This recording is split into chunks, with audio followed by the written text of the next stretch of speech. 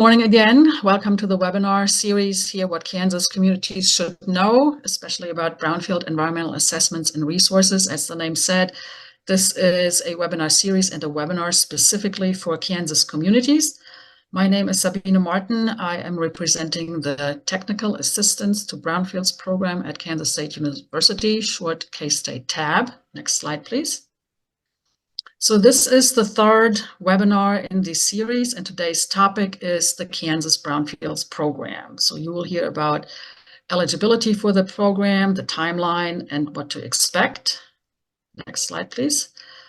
Before I turn it over to our speaker this morning, here are some technical notes. If you experience technical difficulties with your connections, which we hope will not happen, please dial the number on the screen. It's probably faster to get assistance dialing the number as opposed to sending an email. We will record the presentation and it will be available on the website where you registered. The link may already be in the chat box. If not, it will be there momentarily. The presentation from today will be uploaded as well. Probably not today because there are some technical difficulties with the website at the moment, but that should get resolved shortly. So I would check back maybe early next week. Next slide. Here are some Zoom basics. Everybody will be muted during the webinar. If you have questions, please put them in the chat. If they're really simple questions, we may answer them during the actual presentations. If not, we will get to them at the end of the presentation. Turn off your video if you can, just to preserve bandwidth, and make sure that the name you registered with is the same name that shows up here on your screen icon. If you need to change the name there, when you hover over your image, you see there is a little box popping up, and there are also like 3 little dots popping up in a blue box. At least on my screen, it's blue. Click on that little box, and that's where you can change the name. Next slide, please. All right, so without further ado, I'm going to turn it over to Seth Medling. He is the KDAT Brownfields Coordinator, and he will tell you everything you ever wanted to know about the Kansas Brownfields Program. Okay. Morning, everybody. Thank you for joining for the part 3 of this series.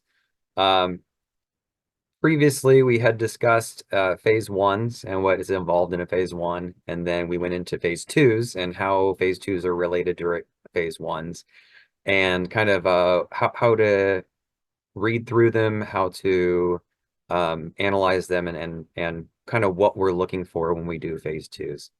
So this webinar series, we are going to continue, and the next steps is to kind of just go over the Brownfield program, since we offer free phase 1 and phase 2s, kind of the timeline, how to apply, and also some programs that we have here at BER, or Bureau of Environmental Remediation, that may be able to help you if you encounter contamination that needs to be addressed following a phase 2.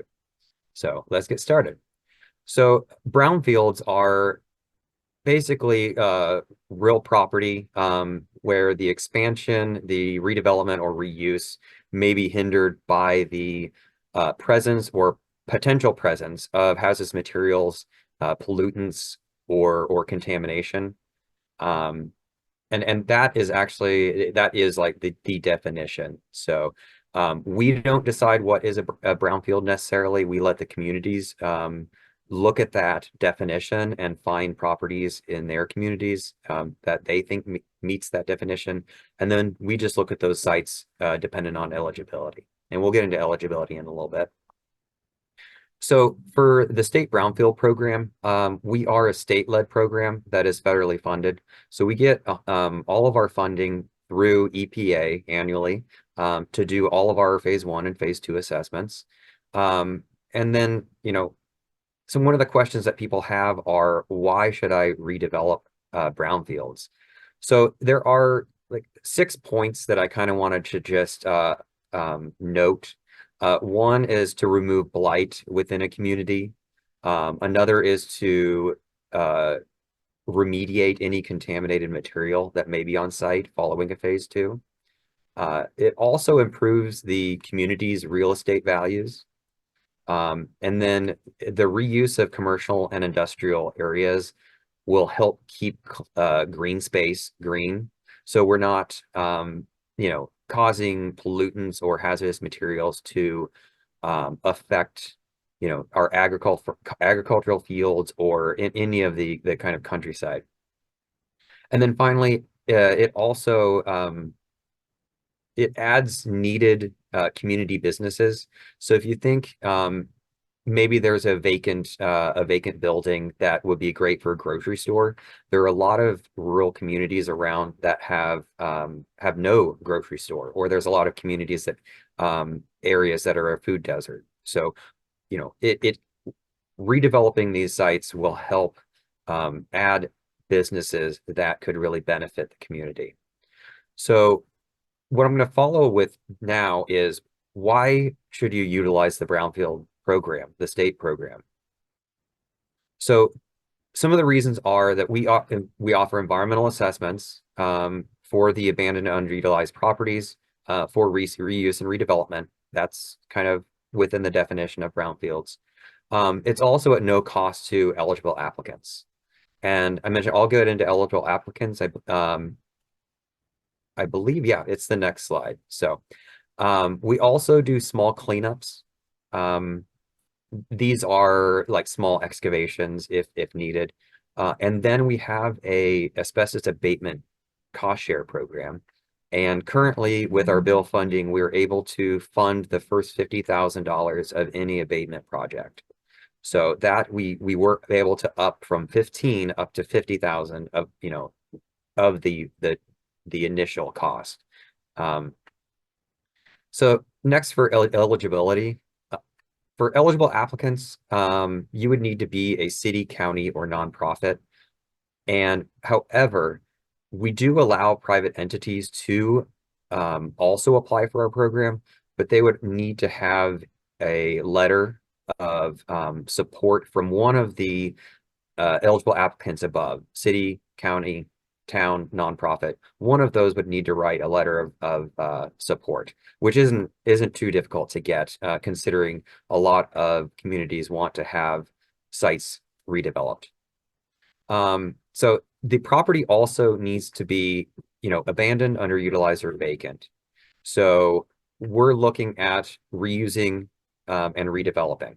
So that is one of the reasons why they need to be abandoned, underutilized, and vacant.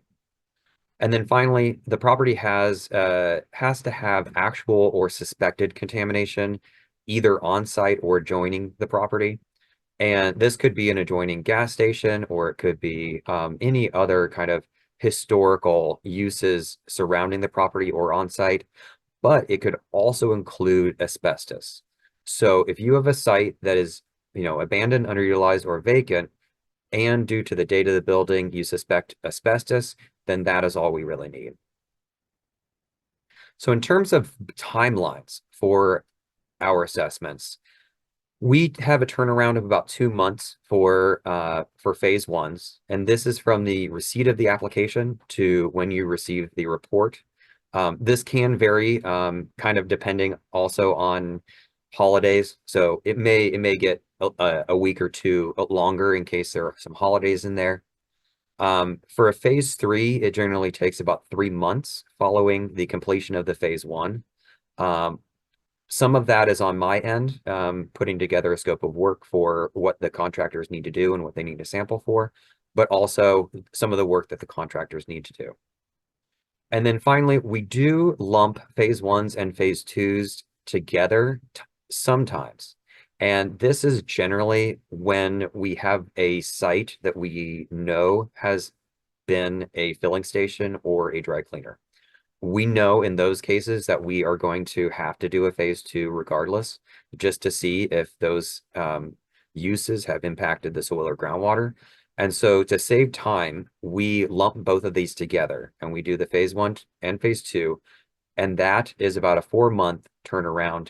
And that's from receipt of the application to when you receive the phase 2 report. So next up, we're going to go over the application walkthrough. what we did, if any of you are aware of our old application, it used to be a PDF, fillable PDF, and you could print it off and send it to me, either mail or email. We are transferred everything over into our new database, and now everything is online, and nothing has really changed from this application. So if you knew how to do the PDF application, it's the same. And we don't ask for a whole lot of like difficult information, just what you generally know. So the first section that we ask for is just the applicant information. And that includes, your phone number. Did I miss one? Nope. Okay. Sorry. Your phone number, your email address, your address, and then what type of applicant you are. So if you're a city, you're the eligible city applicant. And then if you put private down there, we'll just ask you to upload your letter of support at the end. So just below that, we'll also ask if you are under any type of EPA or KDHE like consent order, or and if you don't know this, you can just put no. It's not going to hurt you either way. And like I said, in that field below, you can leave it blank, or you can put not applicable if it's not applicable. The next section is regarding the proposed site. So we wanted to know who you are. Now we want to know what site you're looking at. And I just did this as test webinar site, and I just put it in a general address. So yeah, just the address for the site, the county, how many parcels it is, how many acres it is, and then what's the current use. And if it can be anything, this is just for our further information. The next section is the current site ownership. And this is where we just want to know, who's the current owner. And then we'll also need to have access from that owner to be on the property. So this is just their pertinent information. Yeah, just that pertinent information. So the next section is where, you may not know specifics about the property. So this is the site history. So we'd like to know past uses. This can help us determine if possibly there may have been some impacts based upon past uses. So if you knew at one point, in the 80s, it was a dry cleaner, or if it was a print shop or anything else, that would be beneficial for us to know. Otherwise, you can just put unknown, and then we'll just research it in the phase one. And then the next section is just kind of asking what type of building it is. Also in this section, we just ask if there is any prior site assessments, any phase ones or phase twos done previously. If so, if you have them, that would be great for us to have. It would help us out. But if not, then it's just added information. So the future site activities, this is just us wanting to know a little more about the proposed project. And what is the perceived contamination on site. So in this one, possible asbestos due to the age of the building, but also you can put in possible contamination due to past uses. So this is one of those eligibility requirements that we're looking for. Kind of what's the kicker for us what's the need for us to go in and perform an assessment. And like I said, this is part of the anticipated reuse. For this one, I just did a first floor commercial and second floor apartments. And then we kind of want to know, a little more about what type of funding you might want to do. If you don't have any idea of funding, we can help you out looking into what your prospective reuse is, and then help you look for that type of funding. But just to keep in mind, we are not expecting the reuse to be exactly what you say it is. We know that things can change. We know that contractors may back out. We know that developers may back out. And so you need to look at it from a different perspective on what a new prospective purchaser may want to put in the building. So it's not going to hurt you that the reuse plan changes. It's just for our information. So this is a section on just additional information. So if you have a phase one that you have done or asbestos study you've done, that would be beneficial. You can also upload the access agreement in the next slide, which is just below these questions. So this is where you can just drag and drop any of your documents to attach to your application. And then the final section is just for you to review. Just go through everything that you've entered, just make sure it's correct. And then at the bottom, before you submit, you'll just be asked, if you want to certify and submit yes, and then that's all you need to do. So it's a very easy process. We're not asking for a lot of information. The information is just for us to know more about the site, and also for us to determine if a site's eligible. With that said, we can look at your application, and I can make comments and send it back if I have questions, just trying for us to work out, how to make your property eligible and what we may need to do. So that is, in a nutshell, kind of generally the Brownfield program, how to apply, what our timeline is, what the eligibility is, and, like I said, if you're city, county, nonprofit, we do these for free. There's no charge, as long as, it's a redevelopment project for an abandoned, underutilized property, and there is a perception of contamination. That's all we're kind of looking for. Aside from that, it's whatever you want to do with your reuse. So now I'm going to pivot into the, post phase 2 work. So we have a lot of questions about, now now that I found out that I have contaminants on site that may need to be addressed.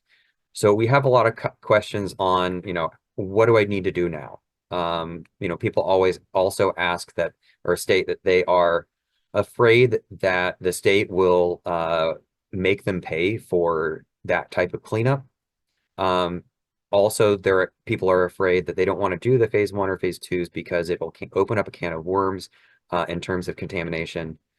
And the phase 1s and phase 2s also let you know ahead of time if that property is something that you want to acquire, and redevelopment ahead of time to see if it fits your goals. And if you would have known if that there was contamination on site, maybe you wouldn't have looked at that property at all.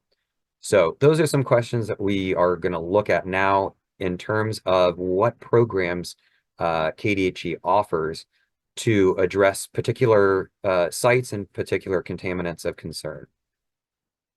So I'm going to break these up between industry-specific and non-industry specific programs. And I'm going to go through these fairly quickly, just because there's a lot of information on these, and there are links for those specific programs. So this is just going to be a very general overview for specific types of sites. So for industry-specific programs, we have the Storage Tanks Trust Fund and the Tanks Redevelopment Fund. So both of those are in regards to filling stations, either currently operating filling stations or filling stations that are out of use. The other industry one is dry cleaners, and this is for historic or currently operating dry cleaners. Those are the funds that would help address any type of contaminants there. We also have the voluntary cleanup program and the state cooperative program. Both of these are programs where contaminants need to be addressed, and I'll get more into specifics on that. We also have the orphan sites program, and then the environmental use control and risk management programs. So for the Kansas Petroleum Storage Tanks Release Fund, this is a fund that offers assistance with cleanup for leaking underground storage tanks. So if a filling station has leaked and it has a product that is going into the soil and groundwater, this program offers up to or at least $1 million, between $1 million and $2 million in cleanup assistance. There is a deductible for this one, so it's a $3,000 deductible and plus $500 for each tank. So if you have one of those sites and then you pay into the $3,000 plus $500 per tank, you can open it up to $1 million to $2 million worth of cleanup assistance. The next one is the storage tanks redevelopment fund, and this one is typically for abandoned or underutilized filling stations where people want to redevelop the properties, but they're concerned that about the tanks and they want to pull the tanks.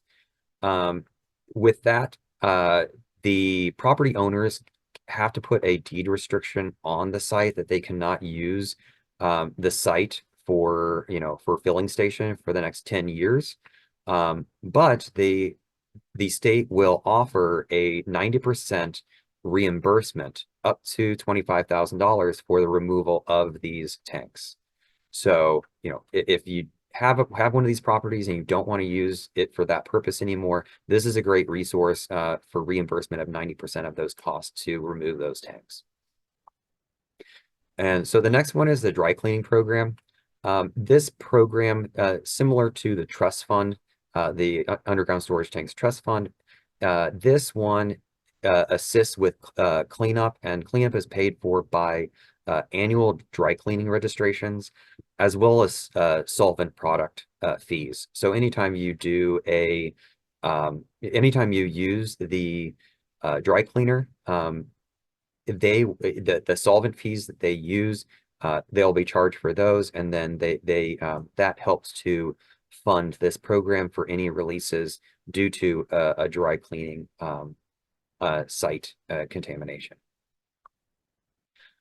So the next three, well, I guess the next two, voluntary cleanup and state cooperative program, both of these are to address just a gamut of different types of contaminants.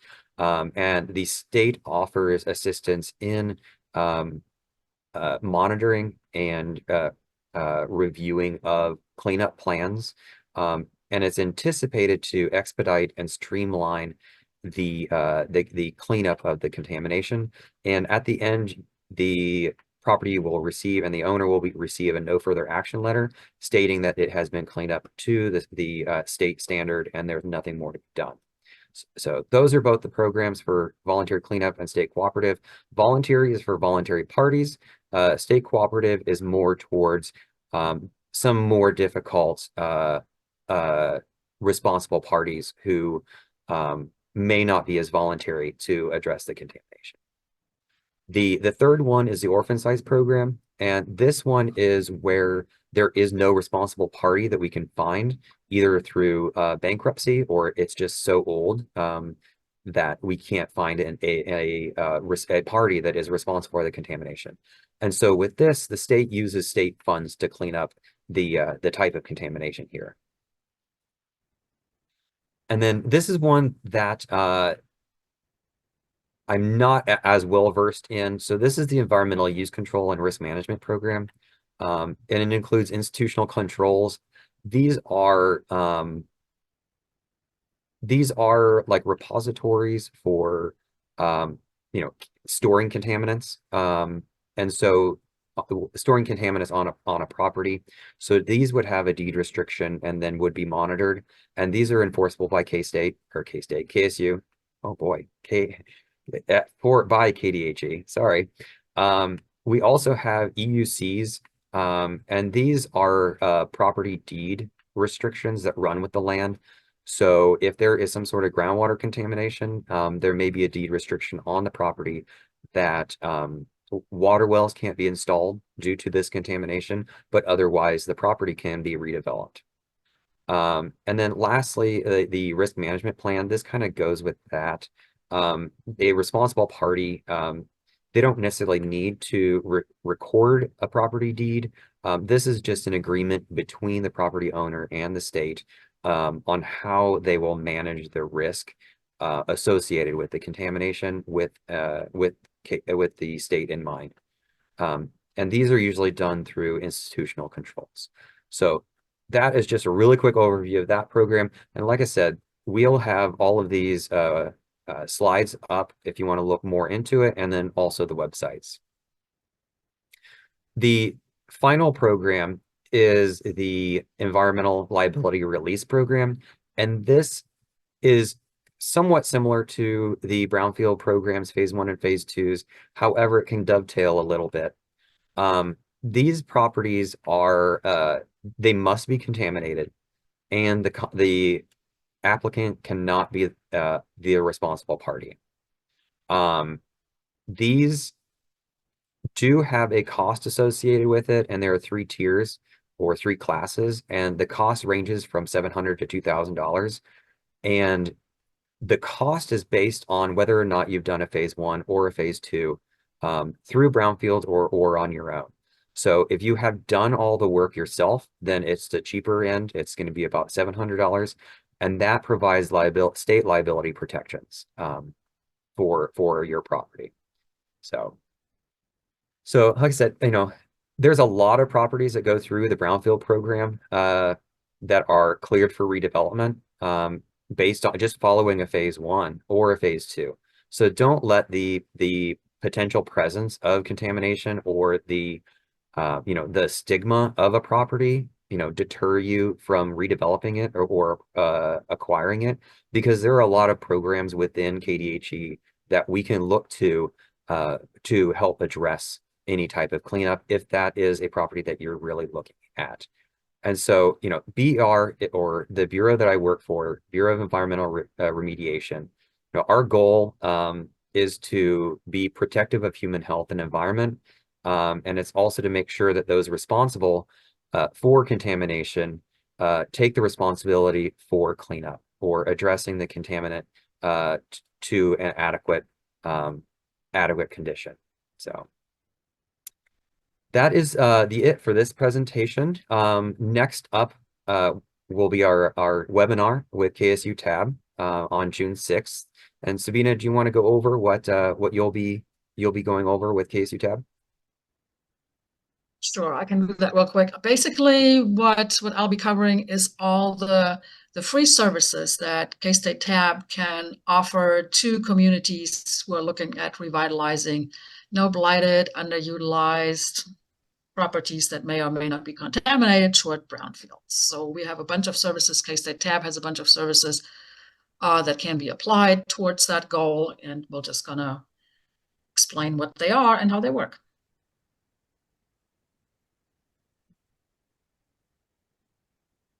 Oh yeah, evaluations. Maybe I should address that too. If you would please, please do an evaluation of this webinar. You can either use your smartphone and use the QR code displayed on your screen. There is a link also on the PowerPoint slide that is shown right now that you may use. And Dana also put the evaluation link in the chat box. This will not take long to fill out this evaluation. I think there are like 3 or 4 questions, really simple. So it will take you probably less than a minute to do so. But we'd really appreciate if you would do so, because it helps us make these webinars better in the future. Any suggestions, we'll take those too, of course. Next slide. Actually, let's do that. Okay. I think since the link is in the chat box, we don't need the slide up. Any questions, anything that Seth can answer right now that you are absolutely dying to know about these KDHE programs that he talked about? Any clarifications? If there are any? And obviously his contact information is on the screen here, so I'm sure he'll be happy to answer anything that you submit either via email, or you can call him, of course, too, if you have questions about what he was talking about. I don't see anything in the chat box. I mean, for this segment, if you want to unmute yourself, please go ahead and do so if that's easier for you to ask a question directly as opposed to typing it in.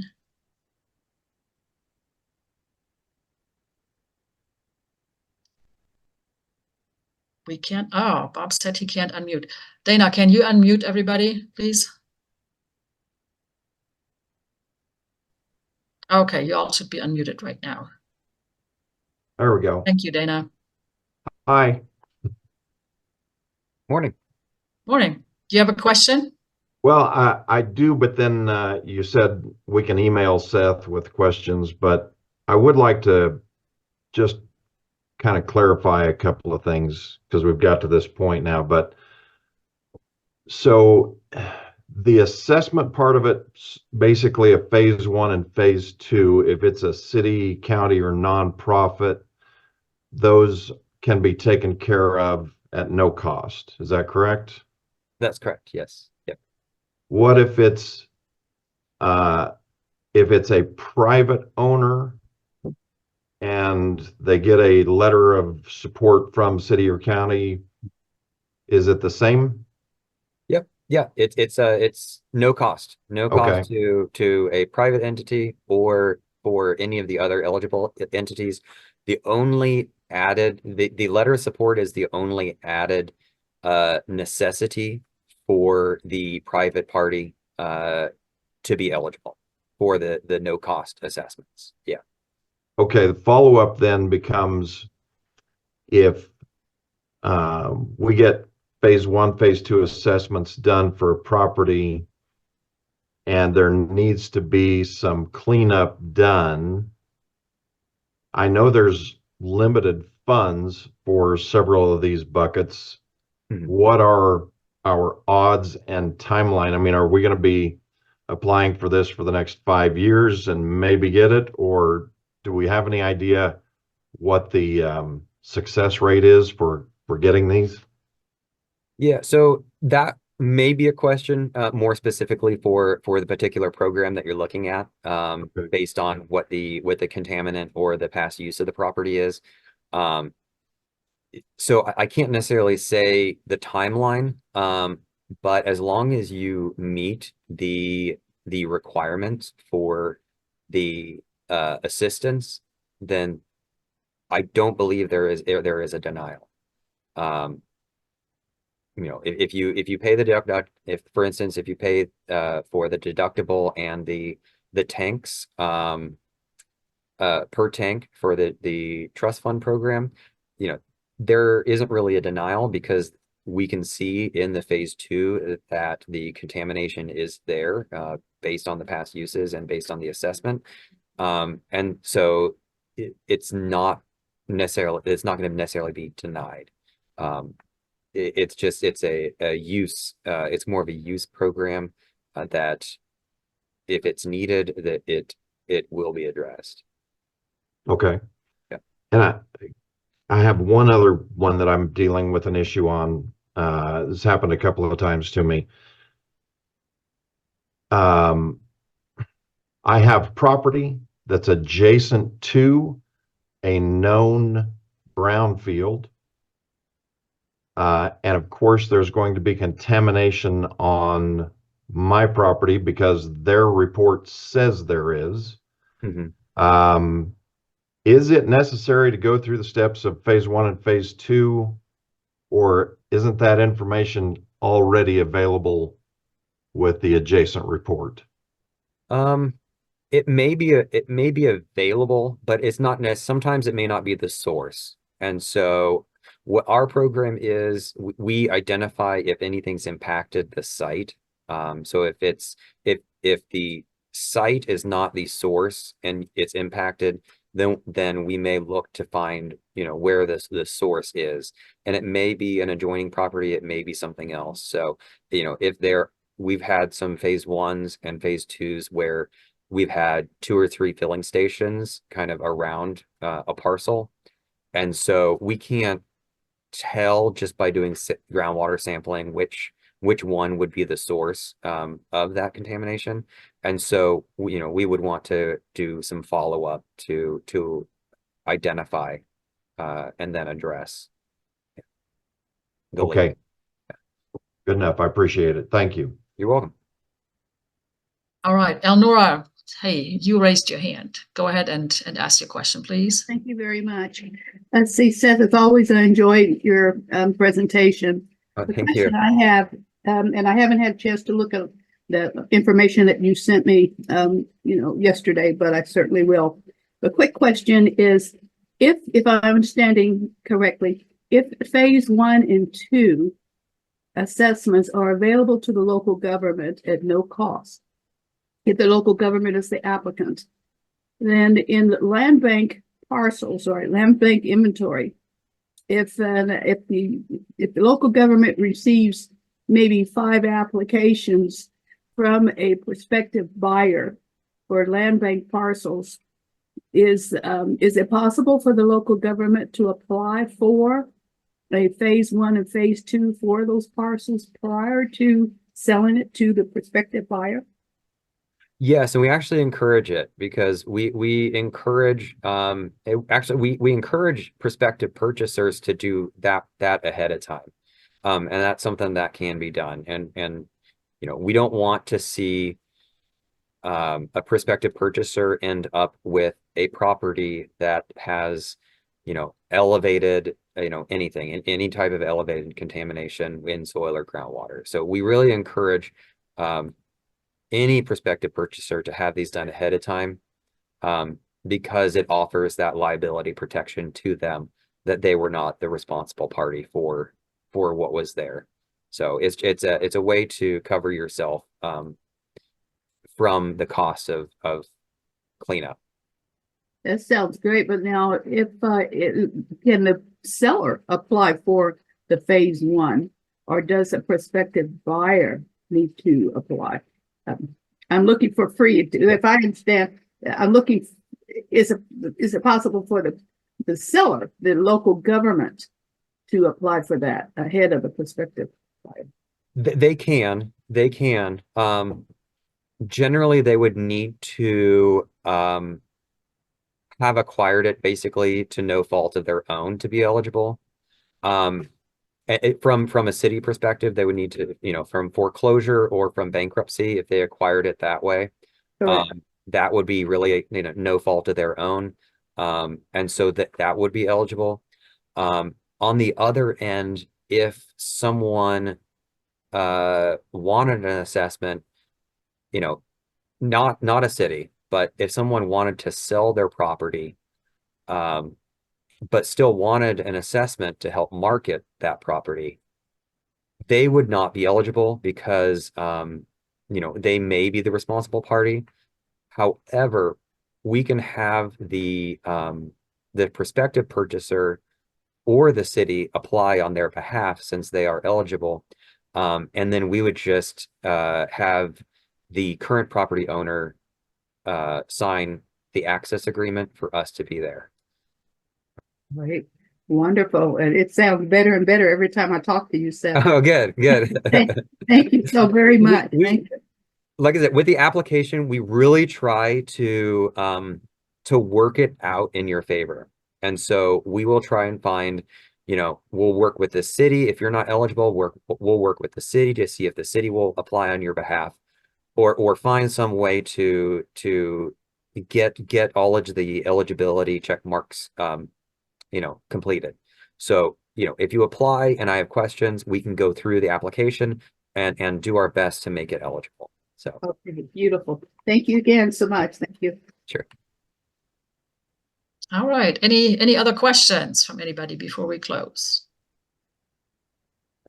And feel free to call me or email me with any specific questions, like site specific questions or general specific question, you know, general specific, any specific questions about our program, or if you have questions about other programs, I can get you contact information for them.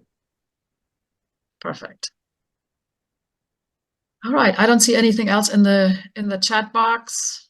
I don't hear anything. So maybe we'll just go ahead and close the webinar out for today. Thank you for attending, and we hope to see you on June 6th for the 4th installment of this webinar series. Thanks a lot and have a good day.